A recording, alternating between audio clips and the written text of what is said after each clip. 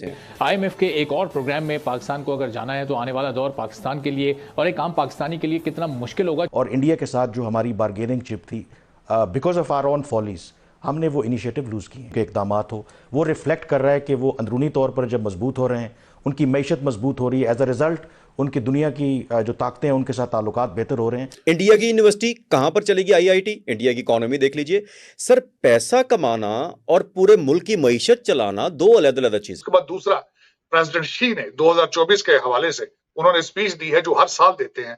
इस साल जो उन्होंने स्पीच दी है उसमें उन्होंने खुद इस चीज का कन्फेशन किया है कि Chinese economy is sluggish, Chinese economy कमजोर है। तो अगर वहां, और वो जब यहाँ आए थे तो उन्होंने आगे यहाँ के जो बिलियनर्स थे उनको मिले, बिजनेसमैन को मिले, उन्होंने रिक्वेस्ट की कि आप वापस आए चाइना में, वो विल फैसिलिटेट यू। अगर लोगों ने उनकी बात पर अमल ना किया तो दूसरा लूजर सबसे बड़ा चाइना होगा। अगर और इसमें जो राइज पे जा रहे हैं ममालिक, तो उसमें सबसे नंबर 1 मैं समझता हूं कि इस वक्त भारत है।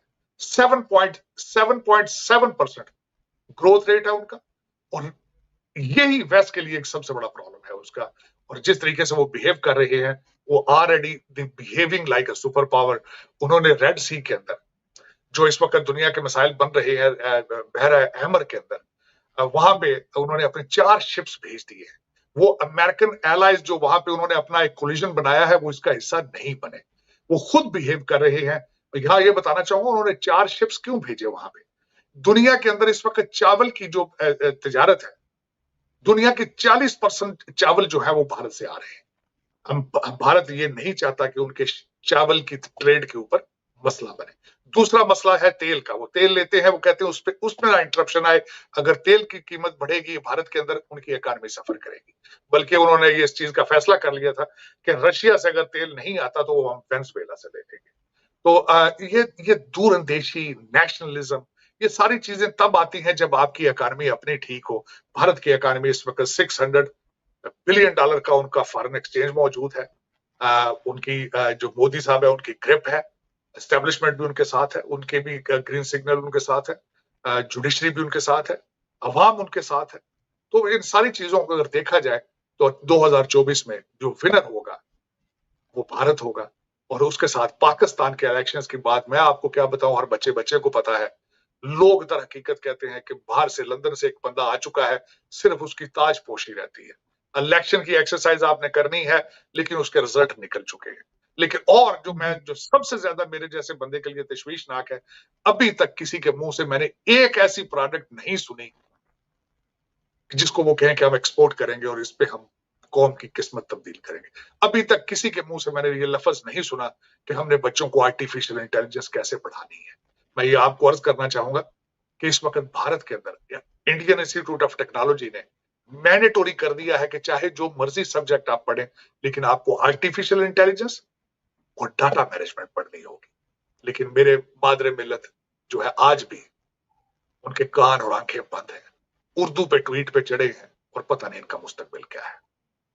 साजिद साहब, आपको याद होगा कि 2 साल कबल 2 से 3 साल कबल की बात है कि जब पीटीआई की हुकूमत थी तो उन्होंने तमाम सिलेबस ज़रूर एक जैसा कर दिया था, लेकिन उर्दू को प्रायोरिटी में लेकर आए थे और बहुत सारी ऐसी बुक्स थी हमारी जो इंग्लिश में आ रही थी, जैसे कि इस्लामियात वगैरह थी और सोशियोलॉजी वगैरह थी। ये जो बच्चों को पढ़ाई जा रही थी, ये इंग्लिश में थी, लेकिन इन्होंने कन्वर्ट करके उसको भी उर्दू में कर दिया था। इसके ऊपर क्या कहेंगे आप? इसके ऊपर मैं सिर्फ ये कहूंगा कि जिन्होंने ये पॉलिसी बनाई थी और पीटीआई के जितने रहनुमा थे, उनके सबके बच्चे लंदन पढ़ रहे हैं।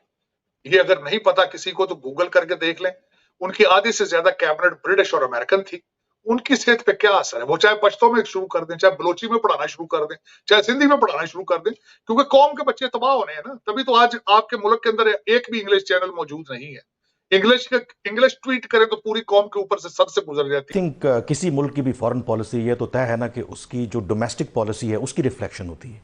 अब भारत की हम मिसाल दे रहे हैं, सुप्रीम कोर्ट का फैसला हो, 5 अगस्त 2019 की जो भी उनके इकदामात हो, वो रिफ्लेक्ट कर रहा है कि वो अंदरूनी तौर पर जब मजबूत हो रहे हैं, उनकी मैशत मजबूत हो रही है, एज अ रिजल्ट उनकी दुनिया की जो ताकतें हैं उनके साथ ताल्लुकात बेहतर हो रहे हैं। सो दे अंडरस्टैंड कि जो भी वो इकदाम लेंगे कोई रिएक्शन नहीं आएगा या इस तरह का रिएक्शन होगा जिसको वो मैनेज कर लेंगे। नंबर 1 ये चीज़। दूसरी, मैं थोड़ी सी एक अनपॉपुलर यहाँ पे बात करूँगा।